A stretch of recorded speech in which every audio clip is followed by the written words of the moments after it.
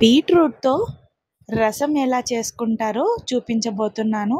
చాలా హెల్దీగా టేస్టీగా ఉంటుంది. ఫుల్ వీడియో అయితే మిస్ చేయకుండా వాచ్ చేసేయండి.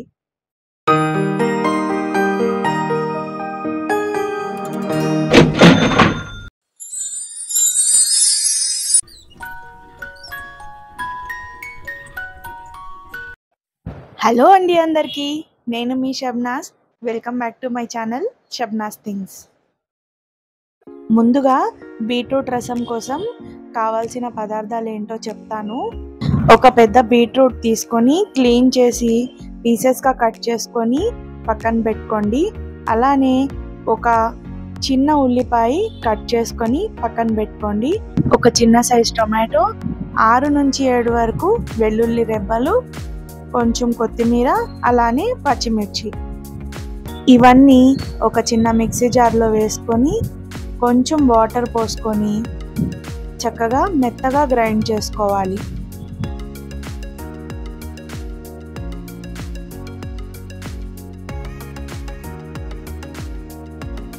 ఈ విధంగా గ్రైండ్ చేసుకొని పక్కన పెట్టుకోండి. ఆ తర్వాత ఇంకొక బౌల్లో కొంచెం చిన్న సైజ్ నిమ్మకాయ అంతా చింతపండు తీసుకొని వాటర్లో నానబెట్టుకోండి.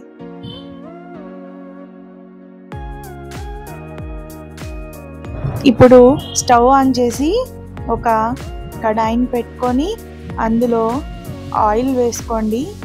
ఆయిల్ హీట్ అయిన తర్వాత తాలింపు దినుసులు, జీలకర్ర, ఎండుమిర్చి, కరివేపాకు,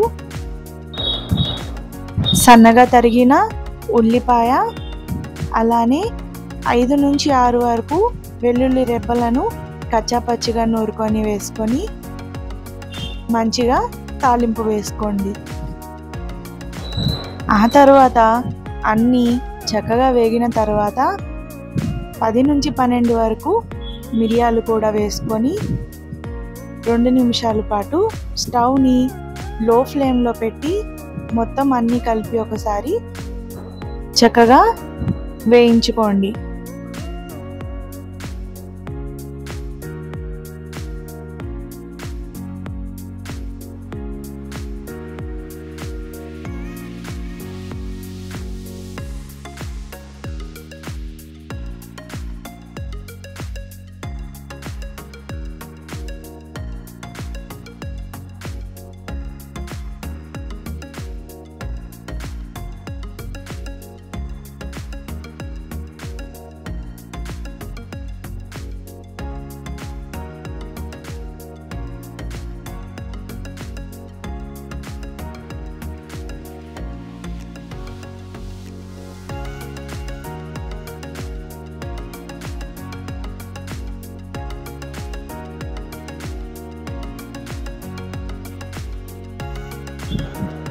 ముందుగా మనం గ్రైండ్ చేసి పెట్టుకున్నాం కదా బీట్రూట్ పేస్ట్ని తాలింపులో చక్కగా ఒకసారి కలుపుకొని అందులో కొంచెం వాటర్ వేసుకొని సరిపడినంత సాల్ట్ వేసి స్టవ్ని లో ఫ్లేమ్లోనే పెట్టి ఉడికించుకోవాలి.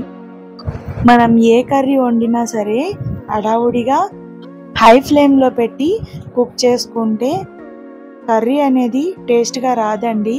సో లేట్ అయినా పర్వాలేదు, స్టవ్ని మీడియం ఫ్లేమ్లో కానీ లో ఫ్లేమ్లో కానీ నిదానంగా పెట్టుకొని కుక్ చేసుకుంటేనే కర్రీస్ అనేవి చాలా టేస్ట్గా వస్తాయి.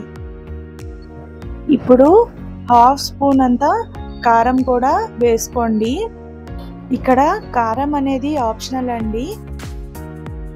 బీట్రూట్ వేయడం వల్ల కొంచెం తీయగా అనిపిస్తుంది. సో కాబట్టి కొంచెం కారం వేసుకుంటే సరిపోతుంది. నేను ఎక్కువ వేయలేదు, 1/2 స్పూన్ అంతా వేస్తే సరిపోతుంది.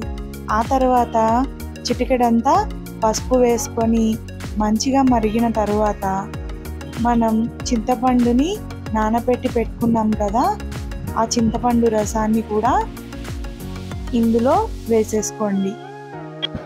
రసంకి సరిపడినంత వాటర్ కూడా యాడ్ చేసేసుకొని చివరగా కొంచెం కొత్తిమీరను కూడా వేసేసుకోండి.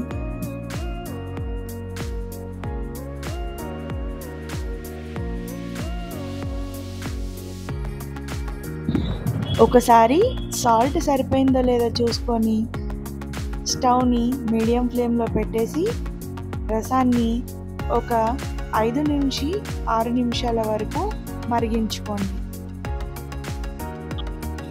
ఎప్పుడూ ఒకే విధంగా కాకుండా ఈ విధంగా కూరగాయలతో కూడా చక్కగా మనం రసంని చేసుకోవచ్చు. హెల్దీగా, టేస్టీగా, సింపుల్గా బీట్రూట్ రసం అయితే ఈ విధంగా చేసేసుకోవచ్చు. నాదొక చిన్న రిక్వెస్ట్ అండి, నా రెసిపీస్ కనుక నచ్చినట్లయితే వీడియోని లైక్ చేయడం అయితే మర్చిపోకండి. అలానే నా ఛానల్ని కొత్తగా చూస్తున్న వాళ్ళైతే సబ్స్క్రైబ్ చేసుకోవడం అయితే మర్చిపోకండి.